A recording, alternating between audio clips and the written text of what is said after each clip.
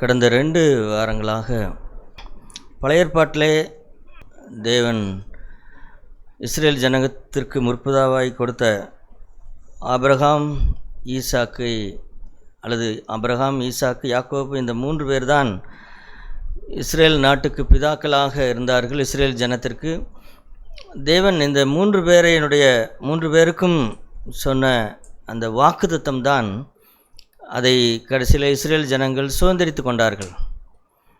ஆகவே இந்த 3 பேரையும் தேவன் பயன்படுத்தின விதங்களும் அல்லது அவர்கள் தேவனிடத்தில் நடந்து கொண்ட விதங்களுமே இன்று வரைக்கும், இன்னும் சொல்லப்போனால் இன்றைக்கு வரைக்கும், அதாவது அவர்களுக்கு சொன்ன வாக்குத்தத்தம், பூமியில் உள்ள எல்லா வம்சங்களும் ஆசீர்வதிக்கப்படும் உனக்குள்ளாக அப்படின்னு சொல்ல அந்த வாக்குத்தத்தமானது இன்றைக்கு வரைக்கும் அது இருந்து கொண்டே இருக்கிறது. ஆகவே இந்த 3 பேரிடத்திலையும் நாம் கற்றுக்கொள்கிற பாடங்களானது இன்றைக்கும் நமக்கும் என்ன செய்யும், அது பொருத்தமாக இருக்கிறது. நாம் முதல்ல ஆபிரகாமிடத்திலே நாம் பார்த்தோம். ஆபிரகாம் அவரிடத்திலே விசுவாசத்தை நாம் கற்றுக்கொண்டோம். 2வது ஈசாக்கினிடத்திலே கீழ்ப்படிதலை கற்றுக்கொண்டோம். தேவனிடத்திலே வரும்பொழுது நாம் அவரை விசுவாசிக்கிறோம், அவருக்கு கீழ்ப்படுகிறோம். அடுத்தது யாக்கோபுடைய வாழ்க்கையை நாம் பார்க்கும் பொழுது, யாக்கோபுடைய வாழ்க்கையிலே ஏறக்குறைய அநேக வருஷங்கள் அவனுடைய வாழ்க்கையிலே ஒன்றும் பெரிய சிறப்புகள் ஒன்றும் இல்லை. ஆனால் அவருடைய வாழ்க்கையானது இன்றைக்கு நமக்கு நாம் படித்து கொள்ள வேண்டிய ஒரு நல்ல மாதிரியாக இருக்கிறது. அதாவது இப்போ நான் முதல்ல பார்த்தது போல் ஆபிரகாமுக்கு விசுவாசத்திற்கு மாதிரி என்று பார்த்தோம். ஈசாக்கை கீழ்ப்படுதலுக்கு மாதிரி என்று பார்த்தோம். அதே போல் யாக்கோபு எதற்கு மாதிரி அப்படின்னு கேட்டால், உடைபட்டு தேவனையே சார்ந்து கொண்டு வாழ்கிற வாழ்க்கைக்கு யாக்கோபு ஒரு நல்ல மாதிரி. இப்போ நாம் தேவனிடத்திலே வந்திருக்கிறோம், நாம் ரட்சிக்கப்பட்டிருக்கிறோம். நாம் இப்பொழுது கேட்டது போல் நம்முடைய பாவங்கள் மன்னிக்கப்பட்டிருக்கிறது, நாம் ஆண்டவரால் ஏற்றுக்கொள்ளப்பட்டிருக்கிறோம். இருந்த போதிலையும் கூட நமக்குள் என்ன பிரச்சனை இருக்கிறது அப்படின்னு சொன்னால், நமக்குள் உடைபடாத ஒரு சுயம் என்ன செய்கிறதுனா அது இருக்கிறது. அந்த சுயம் உடைபட்டால்தான் அதிலிருந்து தேவனுடைய வல்லமை புறப்பட்டு நம்முடைய வாழ்க்கையும் ஆசீர்வதிக்கப்படும், மற்றவருடைய வாழ்க்கையும் ஆசீர்வதிக்கப்படும். இதற்கு நாம் என்ன செய்யப்பட வேண்டும்னா, இந்த உடைபடுகிற இந்த வழியிலே நடக்க வேண்டும். அதற்கு முன்பாக நம்மிடத்திலே, அதாவது சுபாவம் என்று சொன்னால் சகோதர சொல்லை, அதாவது சில கிரியைகள் கெட்ட கிரியைகள், துர்க்கிரியைகள், நாம் படித்தது போல் இப்படி எத்தனையோ இருக்கத்தான் செய்கிறது. ஆனால் இவைகளெல்லாம் வெளிரங்கமாக இவைகளெல்லாம் இல்லாமல், ஆனாலும் கூட ஒரு சுயம் நிறைந்த ஒரு மனுஷனாக இருக்க முடியுமான்னு கேட்டால் இருக்க முடியும். உதாரணமாக மூத்த குமாரன், லூக்கா 15ஆம் அதிகாரத்திலே நீங்கள் மூத்த குமாரனை போய் பார்த்தீர்கள் என்று சொன்னால், அவனிடத்தில் யாராவது ஏதாவது குற்றத்தை கண்டுபிடிக்க முடியுமா? அவனிடத்தில் எந்த குற்றத்தையும் கண்டுபிடிக்கவே முடியாது. இளையகுமாரன் தன் இஷ்டத்திற்கு அலைந்தவன், அவன் தகப்பனுடைய சொத்தை வாங்கி கொண்டு போய் தருதலையாய் வாழ்ந்து எல்லாவற்றையும் செலவழித்து போட்டவன். அவனை பற்றி ஊராரே பேசுவார்கள். என்ன பேசுவார்கள்? இது ஒரு பிள்ளைன்னு பிறந்து இவங்க அப்பாவுக்கு பேரை கெடுத்து இவங்க அப்பா சொத்தெல்லாம் அழித்து இப்படி ஒரு பிள்ளையா அப்படின்னு சொல்லி ஊரே பேசுவார்கள். ஆனால் மூத்த குமாரனை பற்றி என்ன பேச மாட்டார்கள்னு கேட்டால் அப்படி பேச மாட்டார்கள். அந்த பிள்ளை மாதிரி ஒரு பிள்ளை இருக்கணுமே, அந்த பிள்ளை அவங்க அப்பாவுக்கு ஊழியம் செய்கிறது என்ன, அவர் சொல்கிறத கேட்குறது என்ன அப்படின்னு அந்த மகனை பற்றி ஊரார் எல்லாரும் நன்மையாய் பேசுவார்கள்.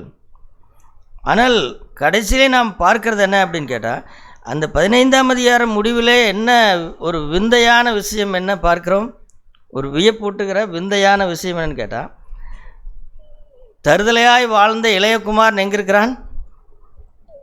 வீட்டுக்குள்ளே இருக்கிறான். மிகச்சிறந்த மனுஷனாய் வாழ்ந்த மூத்த குமாரன் வெளியில் இருக்கிறான், வீட்டுக்கு வெளியில் இருக்கிறான். அவன் திரும்ப வீட்டுக்குள்ளே போனானாங்கிறதே நமக்கு தெரியல. அதோடு அந்த கதை முடிந்து விட்டது.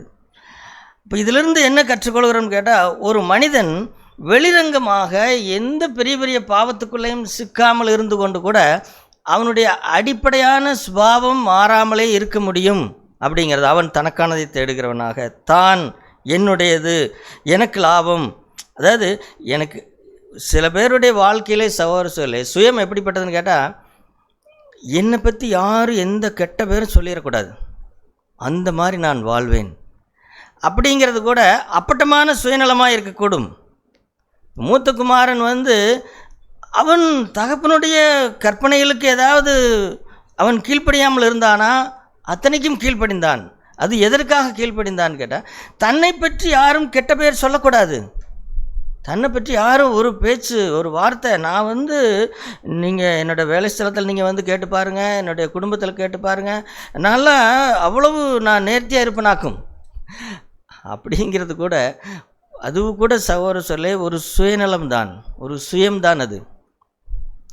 அப்போது இந்த அடிப்படையிலே தான் நாம் யாக்கோபை பற்றி நாம் தியானிக்க போகிறோம். இல்லை என்றால் இது நமக்கு புரியாது. மூத்த குமாரன் இளைய குமாரன் பார்க்கும்போது, மூத்த குமாரனை அடிப்படையை வைத்துத்தான் நாம் என்ன செய்ய போகிறோம்னு கேட்டால், யாக்கோபை நாம் தியானிக்கிறோம். அப்போ யாக்கோபு உடைபட்டு, அவன் உடைந்து நொறுங்கி, அதற்கப்புறம் அவன் தேவனை சார்ந்து கொண்டு வாழ்கிற அந்த வாழ்க்கைக்கு வந்தான் அப்படிங்கிறது தான் பெரிய விஷயம். யாக்கோபுடைய வாழ்க்கையை தியானிக்கிற போது யாக்கோபுடைய காரியங்களை பார்க்க போகிறோம். அதைவிட சிறப்பு என்ன அப்படின்னு கேட்டால், தேவன் அவனோடு பொறுமையாக இருந்தது தான் அதைவிட பெரிய சிறப்பு. ஆகவே இந்த பாடத்தில் தேவனையும் நாம் பார்க்க போகிறோம். தேவன் எப்படி இருந்தார் அப்படிங்கிறதையும் பார்க்கிறோம். சரி, முதலாவது நாம் யாக்கோபை அவன் பிறக்கும் போதே, இப்போது யாக்கோபு என்றால் அந்த பெயருக்கு என்ன அர்த்தம் என்று நமக்கு சிலருக்கு தெரியும். யாக்கோபு என்றால் என்ன அர்த்தம்? எத்தன் அல்லது ஏமாற்றுகிறவன் அல்லது தனக்காக பற்றி கொள்கிறவன் அப்படின்னு அர்த்தம். அது எப்படி தெரியுதுன்னு கேட்டால், அவன் பிறந்ததிலிருந்தே தெரிகிறது. அந்த 25ஆம் அதிகாரத்திற்கு வாருங்கள். ஆதியாகமம் புஸ்தகம் 25ஆம் அதிகாரத்திலே 25ஆம் அதிகாரத்திலே, அதாவது கர்ப்பவதியாக இருக்கிற சகோதரிகளுக்கு சில விஷயங்கள் தெரியும். அது என்னன்னு கேட்டால், கர்ப்பவதியாக இருக்கும்போது வயிற்றில் எனக்கு சில அசைவுகள் உண்டாகிறது, துடிப்பு இருக்கிறது, பிள்ளை துடிப்பு இருக்கிறது, அசைகிறது அப்படின்னு எல்லாம் சொல்லுவாங்க. அதெல்லாம் ரொம்ப சந்தோஷமான விஷயம். ஆனால் ரெபேக்காளுக்கு என்ன பிரச்சனையானது? ரெபேக்காளுக்கு என்ன பிரச்சனை கேட்டால், ஏதோ ஒரு துடிப்பு தெரியுதுங்க அப்படிங்கிறதெல்லாம் பிரச்சனை இல்லை. 2 ஆள் மோதிக்கொள்கிற பிரச்சனை. 2 ஆள் சண்டை போட்டால் எப்படி இருக்கும்? வயிற்றுக்குள்ள இருந்துக்கிட்டு 2 பேர் மோதுற மாதிரி இருந்தால் அவளுக்கு எப்படி இருக்கும்? ஐயோ சாமி, இது என்னங்க, வயிற்றுக்குள்ளே ஏதோ 2 பேர் போராடுற மாதிரி தெரியுதே அப்படின்னு அவளுக்கு பயந்து கலங்கி ஆண்டவரிடத்திலே போய் கேட்கிறாள். இப்போ ஆண்டவர் சொல்கிறார், உன்னிடத்திலே 2 ஜாதிகள் இருக்கிறது அப்படின்னு சொல்கிறார். அது ஒன்று ஏசா, ஒன்று யாக்கோபு. அவர்கள் இருவரும் பிற்காலத்திலே 2 ஜாதிகளாய் மாறினார்கள். ஒன்று இஸ்ரேல் நாடு, இன்னொன்று ஏதோமியர். ஏசாவின் சந்ததி ஏதோமியர். அவர்களும் பெரிய ஜனங்களாய் மாறினார்கள். ஆனால் பிற்காலங்களிலே அவர்கள் அழிந்து போய்விட்டார்கள். இஸ்ரேல் நாடு மட்டும்தான் இன்றைக்கு வரைக்கும் இருக்கிறது. அப்போவே, அதாவது கற்பத்தில் இருக்கும் பொழுதே வழி தப்பி போகிறார்கள் அப்படின்னு சங்கீதக்காரன் சொல்கிறது போல, கற்பத்தில் இருக்கும் பொழுதே நம்ம அண்ணனுக்கு என்ன செஞ்சாங்க? மோதிக்கிட்டாங்க 2 பேரும். மோதி அந்த சண்டை தீர்ந்த பாடு கிடையாது. அந்த சண்டை தீராமல் குழந்தை பிறக்கிற அன்னைக்கு பாருங்கள், குழந்தை பிறக்கிற அன்னைக்கு 25ஆம் அதிகாரம் 26ஆம் வசனத்தை பாருங்கள். முதல்ல ஏசா என்ன செய்கிறான்? ஏசா பிறக்கிறான். 26ஆம் வசனத்தில், பின்பு அவன் சகோதரன் தன் கையினாலே ஏசாவின் குதிங்காலை பிடித்து கொண்டு, இப்படி எங்காவது பிள்ளை பிறக்கிறத நீங்கள் கேள்விப்பட்டிருக்கிறீங்களா? பிள்ளைகள் பிறக்கும், 2 குழந்தை பிறக்கும், 3 குழந்தை பிறக்கும், 4 குழந்தை கூட பிறக்கும். ஆனால் அது பாட்டுக்கு பிறக்கும், அமைதியாய் பிறக்கும் அது. ஆனால் வரேன், எங்கே நீ போகிற? நான் தான் முதல் வந்திருக்கணும், நீ போயிட்டியா? இருறான்னு காலை பிடிச்சிக்கிட்டான். அப்போவே குதிங்காலை யார் பிடிச்சிக்கிட்டான்? நம்ம கதையுடைய அண்ணன் யாக்கோபு. சகோதரர்களே, யாக்கோபு இப்பொழுது உயிரோடு இல்லை. அப்போது யாக்கோபு என்று பெயர் வரும்போதெல்லாம் அந்த எப்போ ஒரு 3000 4000 வருஷத்துக்கு முன்னாடி யாக்கோபை தயவு செய்து நினைக்காதிருங்கள். யாரை நினைக்கணும்? வேதத்தில் இருக்கிற யாரையாவது தியானிக்கும் பொழுது யாரை நினைத்து கொள்ளணும்? நம்ம தான் நினச்சிக்கணும். யாக்கோபு இப்போ அவர் பரலோகத்தில் இருப்பார், பரலோகத்தில் அவர் சிரிச்சுக்கிட்டு அவர் இருப்பார். இப்போ யாக்கோபை குற்றம் சொல்வதற்கோ குறை சொல்வதற்கோ நாம் இல்லை. ஆனால் வேதத்திலே நீங்கள் யாரை தியானிக்கிறதா இருந்தாலும் அந்த இடத்துல இப்பொழுது யாரை போட்டுக்கொள்ள வேண்டும்? நம்மைத்தான் போட்டுக்கொள்ள வேண்டும். இது வேறு யாருமல்ல, நாம் தான். பிறக்கும் போதே குதிங்காலை பிடிச்சிட்டு என்ன செய்கிறான் பாருங்கள். மனிதனுடைய சுயம் என்பது சகோதர சொல்லி பிறக்கிறதுலேருந்தே ஆரம்பிக்கிறது. அப்படி பிறந்தபோது 2 பிள்ளைகளும் பிறந்தார்கள். பிறந்தபோது இந்த மூத்தவன் வந்து அவன் ஒரு டைப்பு. அவன் எதை பற்றியும் கவலைப்படாதவன். அவன் தேவனுடைய காரியங்களோ இதை பற்றியோ எது இல்லை. அவன் பாட்டுக்கு எங்கேயாவது போவான், காட்டுக்குள்ளே போய் சுற்றுவான், வேட்டையாடிட்டு வருவான், இப்படி பண்ணிகிட்ருப்பான். அவன் இன்னும் சொல்லப்போனால் அவன் எப்படிப்பட்டவன் கேட்டான், அவன் ஒரு நாள் வாழ்க்கை இன்பம் என்று நினைக்கிறாள். இன்னைக்கு வாழலப்பா, நாளைக்கு பார்த்துக்குவோம், உயிரோடு இருந்தால் பார்ப்போம், இன்றைக்கி அனுபவி ராஜா அனுபவி அப்படிங்கிற மாதிரி ஒரு நாள் வாழ்க்கை இன்பம் என்று வாழ்கிற மனுஷன் இந்த ஏசா. அவனுக்கு எதிர்காலம் இதை குறித்தெல்லாம் அவனுக்கு அக்கறை கிடையாது. அவன் ஒரு அசட்டைக்காரன். எந்த அளவுக்கு அசட்டைக்காரன் கேட்டால், தேவனுடைய அவனுக்கு வரவேண்டிய மேன்மையான காரியங்களையெல்லாம் அசட்டை பண்ணுகிறவன். இப்படி தான் அவன் இருந்தான். ஆனால் யாக்கோபு அவன் எப்படிப்பட்டவன் பாருங்கள். 27ஆம் வசனத்திலே, இந்த பிள்ளைகள் பெரியவர்களான போது ஏசா வேட்டையில் வல்லவனும் வன சஞ்சாரியுமாக இருந்தான். அவன் வீட்டிலே தங்கிறது கிடையாது, எங்கேயோ காட்டுக்குள்ளே சுற்றிட்டு இருப்பான். ஒரு நாளைக்கு ஒன்று அடிச்சுக்கிட்டு வருவான், இதை செஞ்சு கொடுங்கம்மா சாப்பிடுவான். அவன் வீட்டிலே தங்கிறது கிடையாது. உங்கள் பையன் எங்கேங்க, அவன் எங்கேயாவது இருப்பானுங்க, சைக்கிள் எடுத்துகிட்டு போனால் எங்கேயாவது சுற்றிட்டு இருப்பானுங்க அப்படின்னு வீட்டிலே தங்குற ஆள் கிடையாது அவன். இது ஏசாவுடைய சுபாவம். ஆனால் நம்ம யாக்கோபு அல்லது நாம் யாக்கோபு எப்படிப்பட்டவன்? குணசாலியும் கூடாரவாசியும். இது யாருக்கு ஒப்பனையாக இருக்குன்னு கேட்டால், நான் முதல்ல பார்த்த மூத்த குமாரனுக்கு ஒப்பனையாக இருக்கிறது.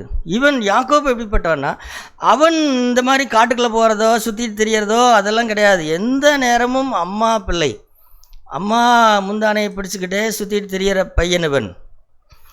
எதுவாக இருந்தாலும், அம்மா நான் ஹெல்ப் பண்ணட்டுமா, நான் உனக்கு உதவி செய்யட்டுமா அப்படின்னு சொல்லி கூடாரத்துக்குள்ளே கிடப்பான், வீட்டுக்குள்ளேயே கிடப்பான். அது வெளியில் எங்கேயாவது போயிட்டு வானா, இல்லை நான் இங்கே இருக்கிறேன், வெளியில் போனால் எனக்கு ஏதாவது ஆயிரும், இதாயிரும், நான் எனக்கு எந்த கிளைமேட்டெல்லாம் நான் பாதிக்கப்படக்கூடாது அப்படின்னு அவன் அப்படி வீட்டுக்குள்ளேயே அவனை பற்றி என்ன எழுதிக்கிறது? குணசாலியும் கூடாரவாசியும். குணசாலி என்றால் என்ன அப்படின்னா, இது ஏதோ ஒரு மேம்பட்ட குணம் அல்ல. அவன் வெளிரங்கமாக எந்த பாவமும் செய்ய மாட்டான், அவ்வளோதான். வெளிரங்கமாக, அதான் தம்மேலே தப்பு யாரும் சொல்லிடக்கூடாது அப்படிங்கிற குணசாலி அவன். ஏதோ தேவ தயவு தேவ சாயல் அப்படின்லாம் சொல்ல முடியாது. தன்மேலே தன்னுடைய யாரும் எதையும் சொல்லக்கூடாது அப்படிங்கிற அளவுக்கு வாழ்ந்தவன். அவங்க அம்மாவுக்கு ரொம்ப பிரியம். அவன் தான் கூடாரத்துக்குள்ளே இருக்கிறான், சொன்ன வேலையெல்லாம் செய்கிறான், வீட்டு வேலையெல்லாம் செய்கிறான். பெண் பிள்ளைகள் கிடையாது, அதனால் இவன் நல்ல வீட்டிலே இருந்தான். ஆனால் அவனுக்குள்ளாக கூடாரத்தில் இருந்தானே தவிர அவனுக்குள்ளாக இந்த சுயநலமானது, இந்த சுயமானது அவனை பற்றி கொண்டே இருந்தது. அவன் யாரை, அதாவது தனக்கு தன்னுடையது அப்படின்னு தனக்கு பிடுங்கி கொள்கிற மனுஷனாய்.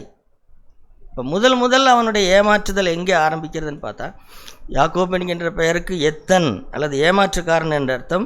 முதல்ல என்ன ஆரம்பிக்கிறது பாருங்கள். ஒரு நாள் 29ஆம் வசனத்தில், ஏசா வெளியிலிருந்து களைத்து வந்தபோது யாக்கோபு கூழ் சமைத்து கொண்டு வந்தான். இவன் தான் வீட்டிலே இருந்து சாப்பாடெல்லாம் நல்லா செஞ்சு பழகிட்டான்.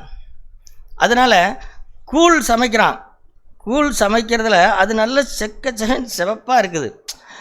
இவன் வெளியில் போய் காடு சுற்றி மிருகங்களை வேட்டையாடிக்கிட்டு வந்தவனுக்கு பசி வைத்த கிள்ளுது.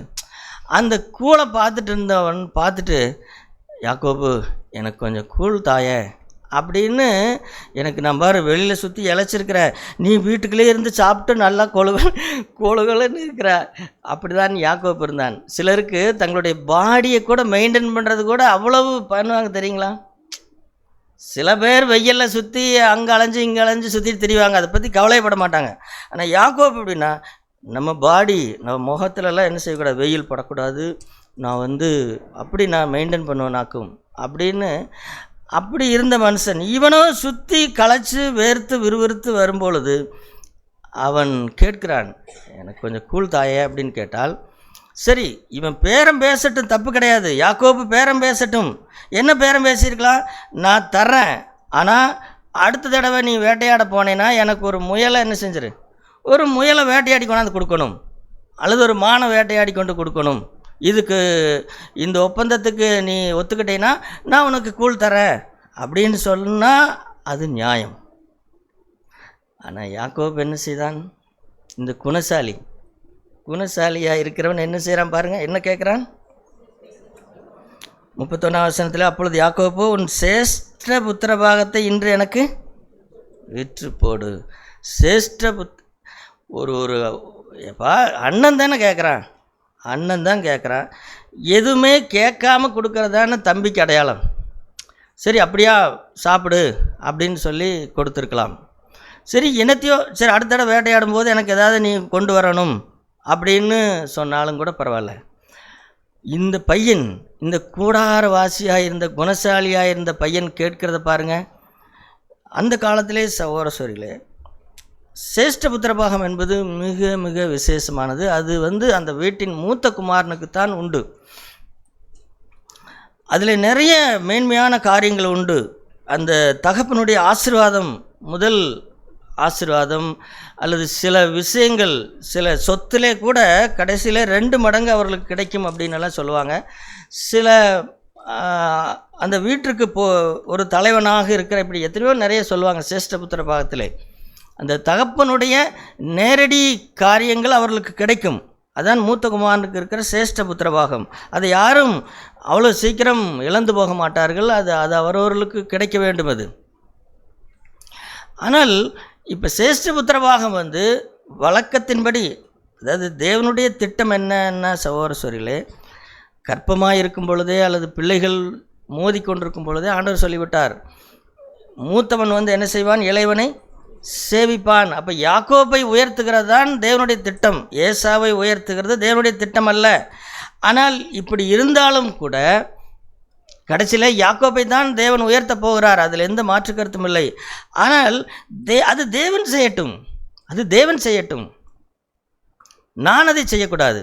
அதாவது நமக்கு தேவன் சகோதரர்களே நிறைய வாக்குத்தத்தங்களை கொடுத்திருக்கலாம். ஆனால் அந்த வாக்குத்தத்தங்கள் எல்லாம் அவர்தான் அவர்தான் நம்முடைய வாழ்க்கையிலே அந்தந்த நேரங்களில் நிறைவேற்ற வேண்டுமே தவிர நாம் போய் என்ன செய்யக்கூடாதுன்னா குறுக்க போகக்கூடாது. தேவன் எனக்கு இதை சொல்லியிருக்கிறார் தானே, அப்போ நான் இதை வாங்கிட்டா என்ன அப்படின்னா இல்லை, தேவன் கொடுக்குற போது அவர் கொடுப்பார். நீ குறுக்கு வழியில் போய் எந்த ஆசீர்வாதத்தையும் பெற்றுக்கொள்ளக்கூடாது. வாலிப சகோதரர்கள் தயவு செய்து புரிந்து கொள்ளுங்கள், தேவன் உங்களுக்கென்று அநேக காரியங்களை வைத்திருக்கிறார். ஆனால் அவைகளெல்லாம் அது அந்தந்த காலகட்டத்திலே தேவன் நிறைவேற்றுவார். ஆனால் அதற்கு முன்பாக தேவனுக்கு ஏற்காத வழியிலே போய் அதை பெற்றுக்கொள்ளக்கூடாது. இப்போ சேஷ்ட புத்திரபாகம் யாக்கோப்புக்கு தான் வரும் கடைசியிலே, என்றால் தேவனுடைய தெரிந்து கொள்ளுதல் அப்படி இருந்தது இவர்களுடைய 2 பேர்த்துடைய விஷயத்திலே. அப்படி இருந்தாலும் அது தேவன் கொடுக்கட்டும், நீ போய் குறுக்க போய் பேசி ஏமாற்றி என்ன செய்யக்கூடாது, பண்ணக்கூடாது.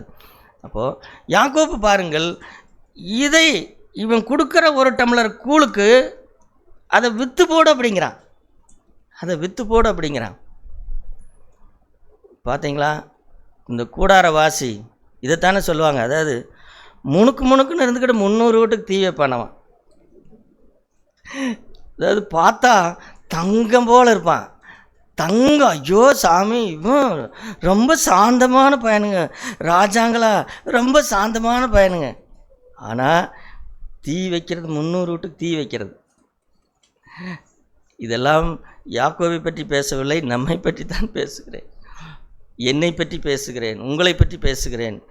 வேறு யாருக்கோ இந்த சுவத்துக்கோ இதுக்கோ பேசவில்லை, நம்மை பற்றி தான் பேசுகிறேன். ரொம்ப குணசாலியாக இருக்கிறவர்கள் பண்ணுகிற பிளான் இருக்கிறதல்லவா, எனக்கு என்னுடையது அப்படின்னு. அவனை பாருங்கள், அவனுக்கு ஏசா அவன்தான் ஒரு நாள் வாழ்க்கை இன்பம் என்று எண்ணுகிற மனுஷனே. அவன் சொல்லுகிறான், நானே சாக போகிறேன், இது என்னமோ எப்போ ஒரு நாளைக்கு எனக்கு சிரேஷ்ட புத்திரபாகம் கிடைக்குதாமா, அதை வச்சுக்கிட்டு இன்றைக்கி நான் என்ன செய்கிறது, இன்றைக்கி சாப்பிட்றதுக்கு எனக்கு பசிக்குது, சாப்பிடணும். அப்படி என்ன செஞ்சானா அதை விற்று போட்டான். அவன் அதை விட மோசமான ஆள். ஒரு சில அநேக நேரங்களில் ஒரு வாய் சோத்துக்காக, ஒரு நேர இன்பத்திற்காக தேவனுடைய மேன்மையான காரியங்களை அநேகர் இழந்து போகிறார்கள். அதற்கப்புறம் கண்ணீர் விட்டு கவலையோடு தேடினாலும் அது கிடைக்காது. ஆமாம், எபிரேயரில் எழுதப்பட்டிருக்கிறது ஏசாவை பற்றி. அவன் தன் சிரேஷ்ட புத்திரபாகத்தை அலட்சியம் பண்ணி கடைசியிலே கவலையோடு கண்ணீர் விட்டு தேடியும் அது அவனுக்கு கிடைக்கவில்லை. அருமையான வாலிப சகோதரர்களே, யாராக இருந்தாலும் தேவன் உங்களுக்கென்று வைத்திருக்கிற காரியங்களை அசட்டை பண்ணாதிருங்கள். வெறும் சோத்துக்காக, சாப்பாட்டுக்காக, உடல் ஆசைகளுக்காக, கொஞ்ச நேரம் கண்கள் நெச்சைக்காக, இதுக்காக இந்த மேன்மையான காரியத்தை விற்று போடாதிருங்கள். இல்லை, இது சாப்பிட்டா பசி அறியது, அவ்வளோதான். அங்கே கடைசியில் இப்போ முதல் ஏமாற்றுதல், யாக்கோபுடைய முதல் ஏமாற்று தான். அவன் தன்னுடைய அண்ணனை ஏமாற்றி அந்த சிரேஷ்ட புத்திர பாகத்தை அவன் பெற்றுக்கொண்டான். அந்த காலத்தில் ஆணையிட்டு கொடுத்து விட்டாலே அப்புறம் போனதுதான், அப்புறம் அது கிடைக்காது திரும்ப. அதற்கப்புறம் கடைசியில் அந்த காலத்தில் இன்னொரு பெரிய ஆசீர்வாதம் என்னன்னு கேட்டால், ஒரு குடும்ப தலைவன் சாக போகிற நேரத்தில் தன்னுடைய பிள்ளைகளுக்கு என்ன சொல்லுகிறாரோ அது, குறிப்பாக இவருடைய குடும்பங்களில் ஆபிரகாம், ஈசாக்கு, யாக்கோபு இவர்களுடைய வாழ்க்கையெல்லாம் இவர்கள் என்ன சொல்லுகிறார்களோ, எப்படி ஆசீர்வதிக்கிறார்களோ அப்படி தேவன் அவர்களை செய்வார். அப்படி தான் ஆபிரகாமுக்கு சொல்லியிருந்தார், நீ ஆசீர்வதிக்கிறவனை நான் என்ன செய்வேன், நான் ஆசீர்வதிப்பேன் அப்படிங்கிறாரு. அப்போ மரிக்கிற நேரத்தில் பசங்களை கூப்பிட்டு சொல்லுவாங்க. இப்போ ஈசாக்கு அப்படி சொல்கிறான். ஈசாக்கு நான் மரிக்க போகிறேன், அல்லது எப்போ என்னுடைய மரண நாள் வரும் என்று எனக்கு தெரியல, அதனால் நீ என்ன செய். அவனுக்கு ஈசாக்குக்கு என்னென்னா, காலம்போன கடைசியில் கறி சாப்பிடலேருந்து என்ன செய்ய முடியல, விடுதலையாக முடியல.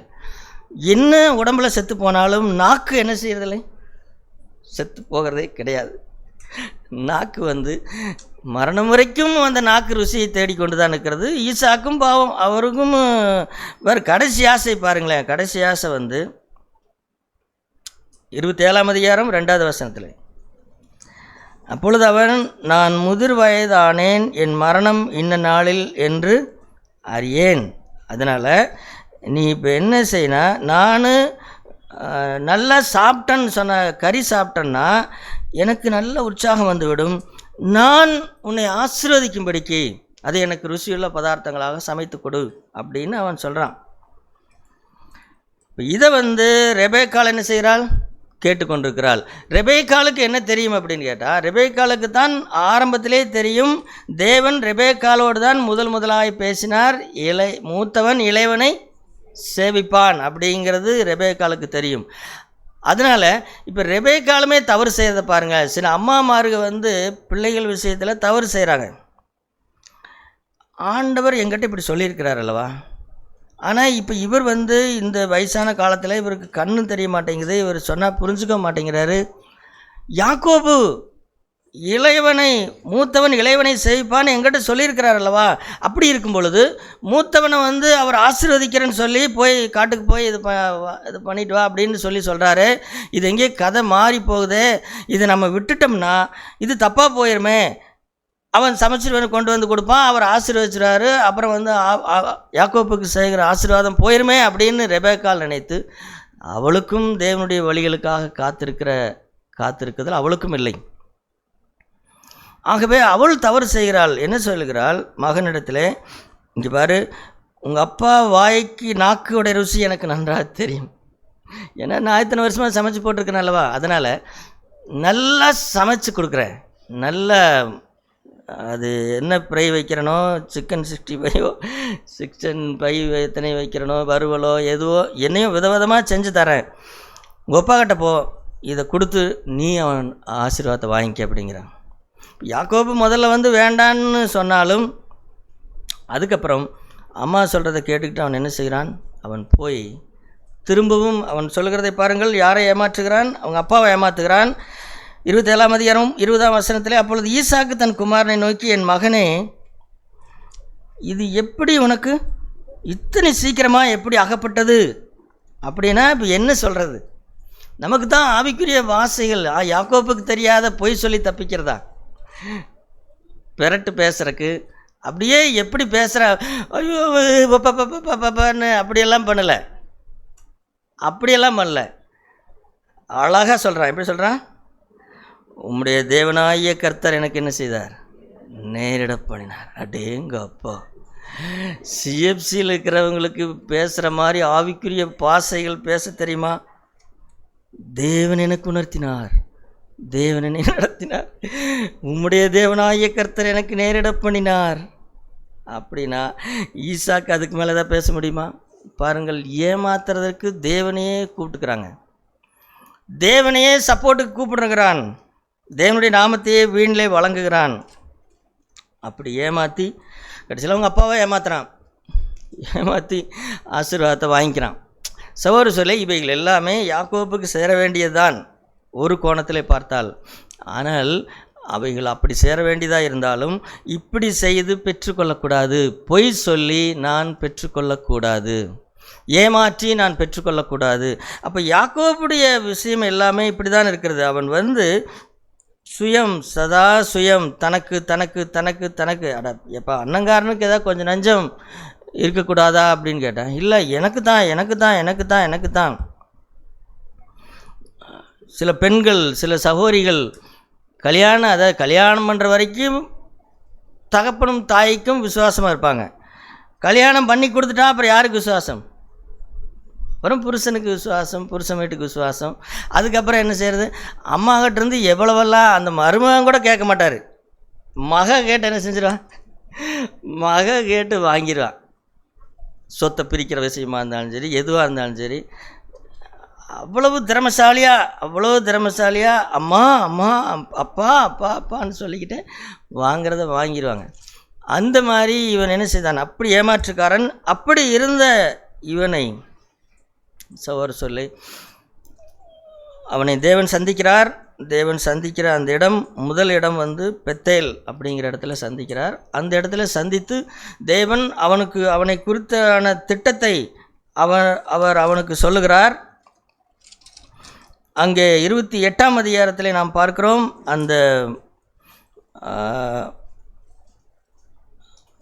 அங்கே ஒரு சொப்பனத்தை காண்கிறான். அங்கே வானத்திலிருந்து ஒரு ஏணி வைக்கப்பட்டிருக்கிறது. அங்கே தேவன் பேசுகிறார். அவர் சொல்லுகிறார், அவனை குறித்து ஒரு திட்டம் வைத்திருக்கிறார். அந்த திட்டத்தை சொல்லுகிறார், நீ படுத்து கொண்டிருக்கிற இந்த பூமியை உனக்கும் உன் சந்ததிக்கும் தருவேன். அதற்கு பிறகு நீ 14ஆம் வசனம், உன் சந்ததி பூமியின் தோலை போல் இருக்கும். நீ மேற்கையும் கிழக்கையும் வடக்கையும் தெற்கையும் பரம்புவாய்.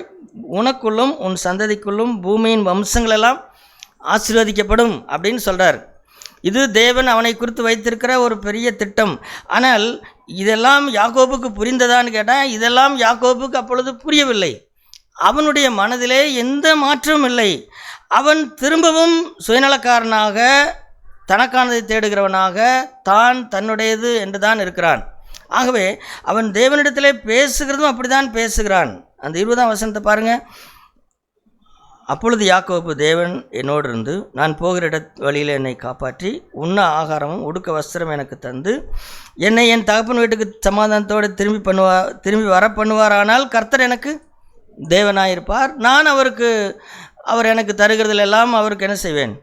தசபாகம் செலுத்துவேன் அப்படிங்கிறான். அப்பொழுதும் தேவனிடத்திலேயும் கூட பெற்றுக்கொள்கிற அந்த அடிப்படையில் தான் அவன் பேரம் பேசுகிறவனாய்த்தான் இருக்கிறான். சரி, இது வரைக்கும் யாக்கோபுடைய நிலைமை இப்படி. இப்போது ஆண்டவர் இதிலிருந்து தான் சகோதர சொல்லே அவன் பிரயாணம் பண்ணி அவனுடைய மாமா வீட்டுக்கு போகிறான். அங்கிருந்து தான் தேவனுடைய கிரியைகள் ஆரம்பிக்கிறது. அங்கே இருந்து தேவன், அதான் இதில் என்ன ஆச்சரியம் கேட்டால், இப்படிப்பட்ட ஏமாற்றுக்காரன், இப்படி பொய் சொல்லுகிறவன், தனக்கானதையே தேடுகிறவன், என்ன பண்ணாலும் சரி யாருடைய நன்மையை தேடாமல் தான் எனக்கு எனக்கு எனக்கு அப்படிங்கிறவனோட தேவன் இருப்பாரா அப்படின்னா, அதில் ஆச்சரியம் என்ன, தேவன் அவனோடு கூட இருந்தார். தேவன் அவனோடு கூட இருந்தார். ஆனால் அவனை அப்படியே அவர் இருக்க விடவில்லை. அதுதான் பெரிய ஆச்சரியம். தேவன் சகோதர சொல்லே நம்முடைய சுபாவத்தை மாற்றாமல் விடமாட்டார். நாம் அப்படியே இருக்கும்படிக்கு விடமாட்டார், நம்மை மாற்றுவார். அதற்காக அவர் என்ன செய்கிறார்னு கேட்டால், பல சிக்ஷைகளை அவனுடைய வாழ்க்கையிலே அனுமதிக்கிறார். எங்கே போன பிறகு, அவனுடைய மாமனார் வீட்டுக்கு போன பிறகு அப்படி அனுமதிக்கிறார். அது வரைக்கும் எல்லா விஷயத்திலையும் இவன் தான் என்னது, ஏமாற்றலே. என்னை போல் பிளான் பண்ணி செய்கிறது யாருன்னு கிடையாது. எதை செஞ்சாலும் பிளான் பண்ணி செய்யணும் அப்படின்னு இருந்தவன். அது என்ன பிளான்? எதுவும் இல்லை, என்னோட நன்மைக்காக வரணும் அப்படின்னு இருந்த மனுஷனை, அவனுக்கு எத்தனுக்கு ஒரு எத்தனை இருந்தான். அது யார்? அவங்க மாமா மாமா மாமா ஒருத்தர் இருந்தார்.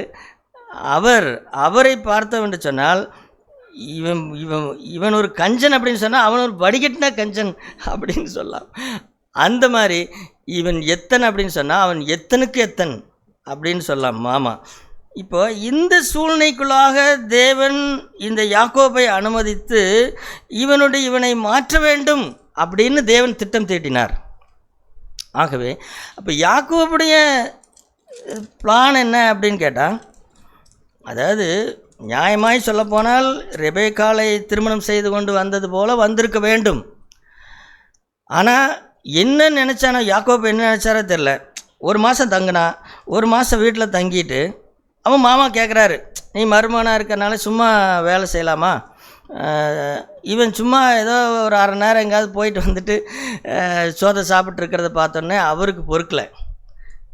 அவர் எத்தனை நாளைக்கு தான் விருந்தாளி மாதிரியே உட்காந்துட்டு இருக்கிறது, எத்தனை நாளைக்கு தான் உனக்கு பொங்கி போட்டுக்கிட்டே இருக்கிறது, வேலை செய் அப்படின்னு பச்சையாக சொல்கிறதுக்கு பதிலாக, நீ எனக்கு மருமகனாக இருக்கிறதுனால எனக்கு என்ன செய்யலாமா, சும்மா எனக்கு வேலை செய்யலாமா, உன்னோட சம்பளம் எவ்வளோ என்று சொல், அதை நான் தருகிறேன். இப்போ சம்பளம் வாங்கினா என்ன செய்யணும்? 8 மணி நேரம் வேலை பார்க்கணும். 3 வேளையும் சாப்பிட்டு அரை நேரம் வேலை பார்த்துட்டெல்லாம் இருக்க முடியாது. அதனால் யாக்கோப்பு லாபான் மாமங்காரன் வைக்கிற பொரியை பாருங்கள். மாமங்காரன் நல்லா பேசுகிறான், தங்கம் தான் பேசுகிறான். இப்போது சம்பளம் எவ்வளவுன்னு அப்படின்னு கேட்டால், இவனை பாருங்களேன், யாக்கோபு அதற்குள்ளாக லாபானுடைய மாமாவுக்கு 2 பொண்ணுங்க, 2 பொண்ணில் சரி நியாயப்படி போனால் என்ன செய்யணுங்க? மூத்த பொண்ணை தானேங்க பொண்ணு கேட்கணும், மூத்த பொண்ணை தானே பொண்ணு கேட்கணும். எங்கள் அம்மா அப்பா உங்கள்கிட்ட பொண்ணு எடுக்க சொன்னாங்க, உங்கள் மூத்த பொண்ணை எனக்கு கொடுங்க அப்படின்னு சொன்னால், இல்லை மூத்த பொண்ணு ஒன்றும் அவ்வளோ ஒரு அட்ராக்ஷனாக இல்லை. அந்த பொண்ணோட கண்ணு இப்படி ஏதோ கூச்ச பார்வையாக இருந்திருக்க மாட்டாக்குது. இப்படி பார்த்தோம் எப்படி பார்த்தோம், மொத்தத்தில் பார்க்குறதே என்ன கூச்ச பார்வையாக இருக்குது அப்படின்னு பார்த்தான்.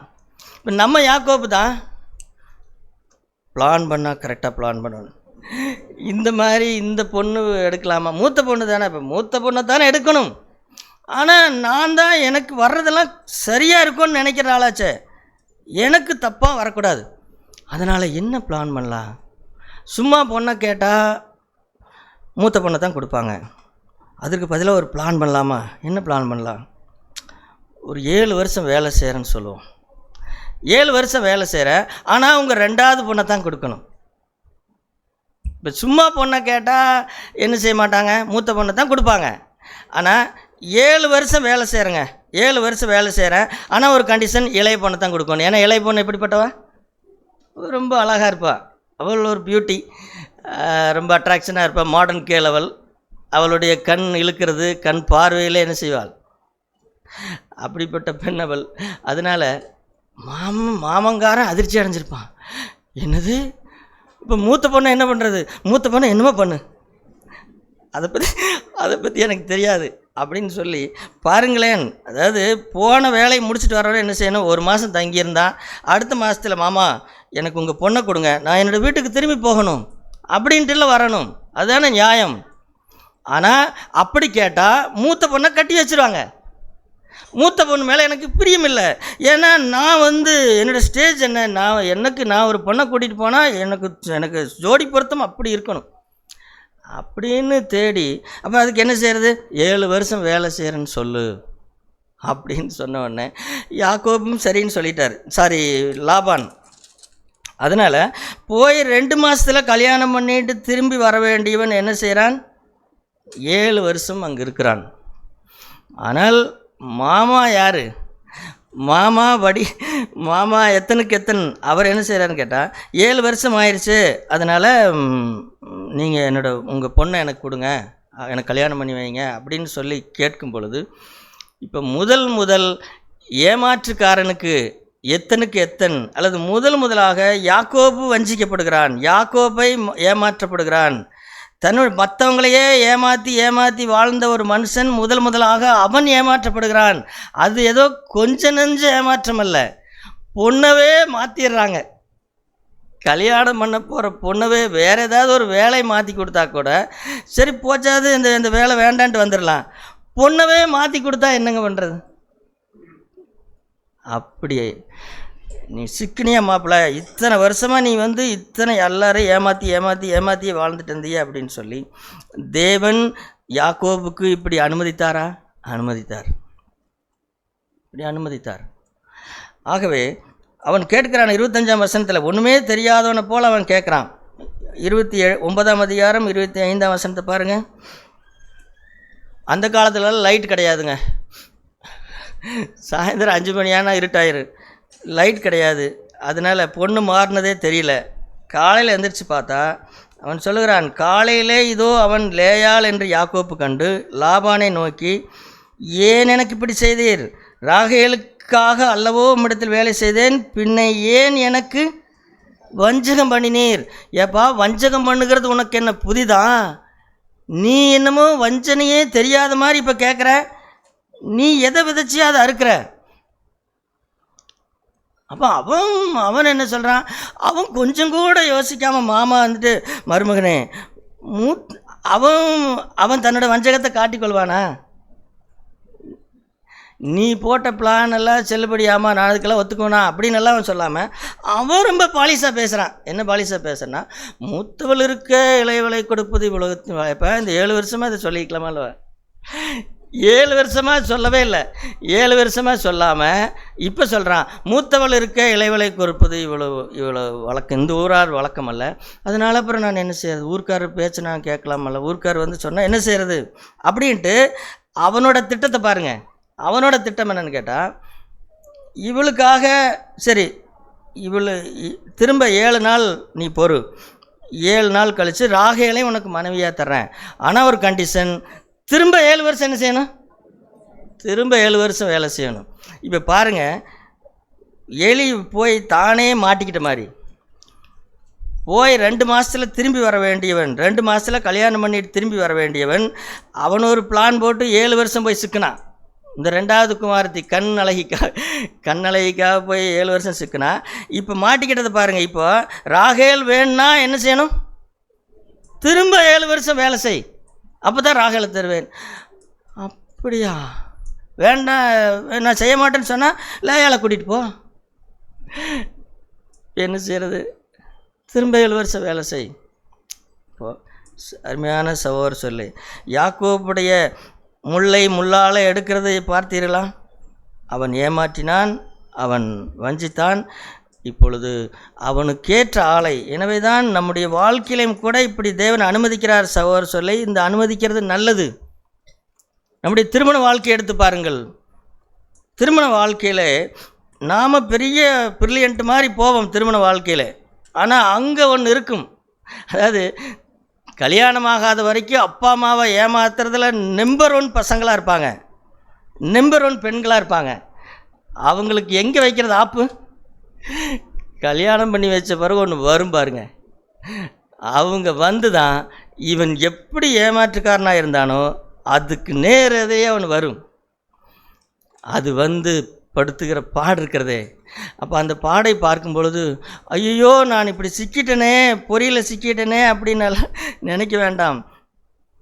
உன்னுடைய சுயம் ஒழிய வேண்டும், உன்னுடைய சுயம் அழிய வேண்டும்.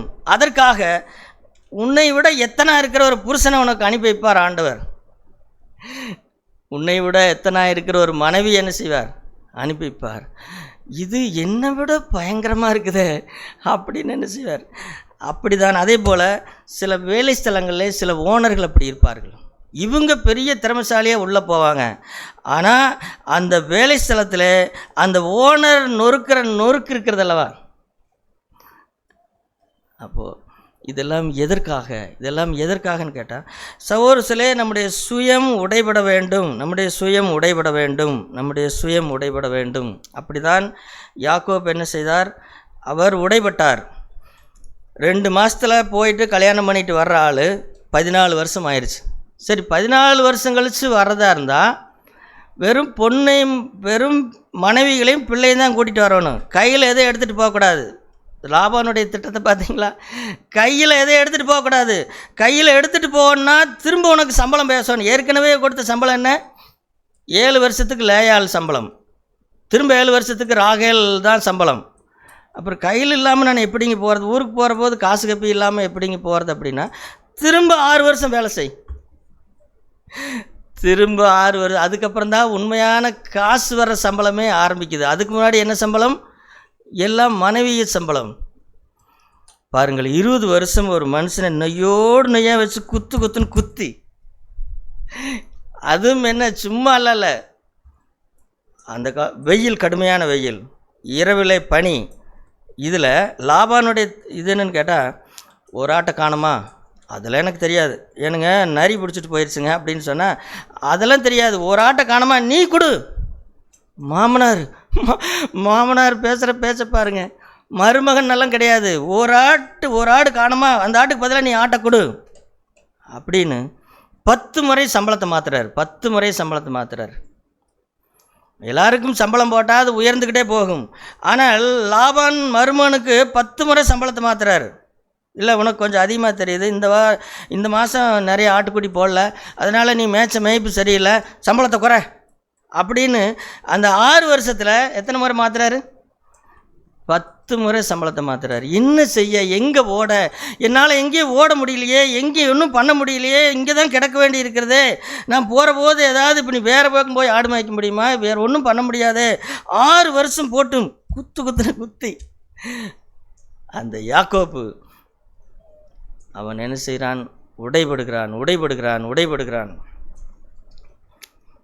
உடைபட்டு அதற்கப்புறம் சகோதரர்களே, முதல்ல தேவனை சந்தித்த இடம் பெத்தேல், 2வது அவன் சந்தித்த இடம் பெனியேல். அந்த இடத்திற்கு அவன் வருகிறான். அந்த இடம்தான் அவன் நொறுக்கப்படுகிற இடம். அவனுக்கு இன்னும் ஒரு கடுமையான சூழ்நிலை வந்தது.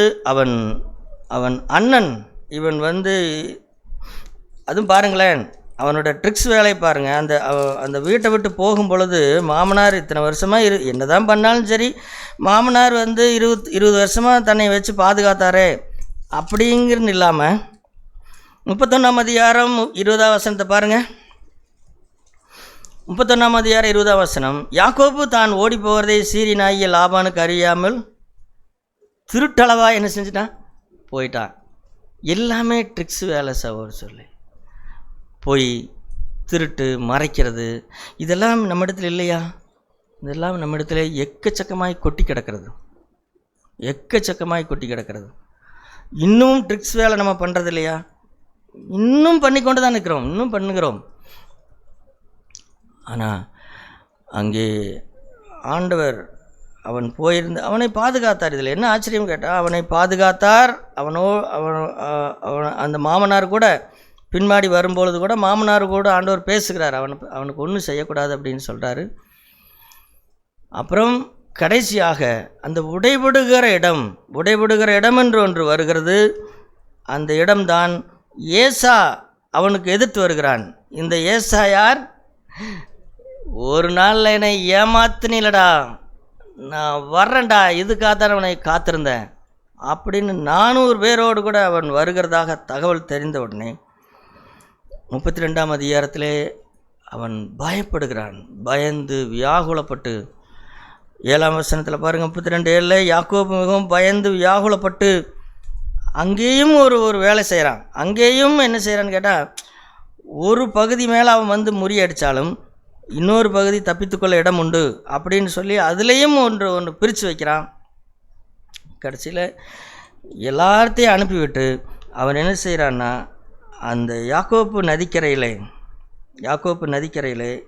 32ஆம் அதிகாரம் 24ஆம் வசனத்தில் அவன் தேவனோடு கூட போராடுகிறான். ஆண்டவரே, நான் பயப்படுகிறேன் ஆண்டவரே, என்னுடைய ட்ரிக்ஸ் வேலையெல்லாம் ஒன்றும் பலனளிக்கல ஆண்டவரே, என்னுடைய சகோதரன் வருகிறான், இப்பொழுது என்னை காப்பாற்றும், நான் எல்லாவற்றையும் ஒத்துக்கொள்கிறேன், நான் உம்மை விடமாட்டேன், நீர் எனக்கு வேண்டும் அப்படின்னு சொல்லி இதுவரைக்கும் தன்னுடைய திறமையினாலே சம்பாதித்தவன், தன்னுடைய தந்திரத்தினாலே பிஸ்னஸ் பண்ணால், குடும்பத்தை கட்டினா, மனைவிகளை சேர்த்து கொண்டான். ஆனால் இப்பொழுதோ அவன் வந்து, ஆண்டவரே எனக்கு நீங்கள் உதவி செய்யணும், நீங்கள் தான் எனக்கு வேண்டும் அப்படின்னு சொல்லி விடியும் வரைக்கும் அவரோடு போராடுகிறான். போராடும் பொழுது அங்கே அவனுடைய தொடை சந்து நரம்பை என்ன செய்கிறார்? தொடுகிறார். அதனால் அவனுடைய சுளுக்கிற்றென்று பார்க்கிறோம், கால் நரம்பு. ஏன் தொடை சந்து அப்படின்னு சொல்வதற்கு என்ன சொல்கிறாங்க, என்ன அர்த்தம்னு சொன்னால், எல்லாருமே தொடையை தட்டுவாங்க தெரியுமா? தொடையை தட்டுவாங்க. உட்கார்ந்துட்டு இருக்கும்போது தொடையை தட்டி நான் இருக்கிறேன்டா அப்படின்னு சொல்லி, அது வரைக்கும் யாக்கோபுக்கு அந்த தொடை தான் பலமாக இருந்தது. தொடையை தட்டிட்டு போவான். 7 வருஷம் தானே, 7 வருஷம் நான் வேலை செய்கிறேன், இன்னும் 7 வருஷம் நான் வேலை செய்கிறேன். ஆனால் அந்த எது பலம் உள்ளதுன்னு நினைக்கிறோமோ அது மேலே ஆண்டவர் கை வச்சார். எது பலம் உள்ளதுன்னு நினைக்கிறோமோ அதில் ஆண்டவர் கை வச்சார். தொடையை தொட்டார், சுளுக்கிட்டு. இப்பொழுது என்ன செய்யலை? படபடன்னு எந்திரிச்சு நடந்து போக முடியல. இப்போ அவனுக்கு என்ன தேவை? ஒரு கோல் தேவை. எனவே இந்த இடம்தான் சகோதரர்களே அவன் உடைபட்ட இடம். இந்த இடத்தில்தான் ஆண்டவர் அதுவரைக்கும் அவனுக்கு என்ன பெயர் இருந்தது? 32ஆம் அதிகாரம் 29ஆம் வசனம், அப்பொழுது யாக்கோபு உம்முடைய நாமத்தை எனக்கு அறிவிக்க வேண்டும் என்றான். 28ஆம் வசனத்தில், அப்பொழுது அவர் உன் பெயர் இனி யாக்கோபு எனப்படாமல் இஸ்ரவேல் எனப்படும் அப்படிங்கிறார். யாக்கோபு என்றால் எத்தன் என்று பெயர். ஆனால் இந்த நிலையிலிருந்து, இந்த நாளிலிருந்து, இப்பொழுதிலிருந்து நீ தேவனிடத்திலே உன்னை சார்ந்து கொண்டாய், தேவனிடத்திலே ஒப்பு கொடுத்து விட்டாய், உன்னுடைய ட்ரிக்ஸ் வேலைகளையும் உன்னுடைய சுயத்தையும் ஆண்டவரிடத்திலே ஒப்பு கொடுத்து விட்டாய். இப்பொழுது இன்னையிலிருந்து நீ என்ன செய்ய போகிறாய்? இனி உனக்கு எத்தன் என்று பெயர் வேண்டாம், உனக்கு இஸ்ரவேல், தேவனுடைய மனுஷன், தேவனுடைய பிரபு அல்லது தேவனுடைய இளவரசன் அப்படிங்கிற அந்த பெயர் அப்படின்னு சொல்லி இஸ்ரவேல் என்று ஆண்டவர் பெயரை மாற்றுகிறார். சகோதரர்களே, தேவன் நமக்கு உதவி செய்வாராக.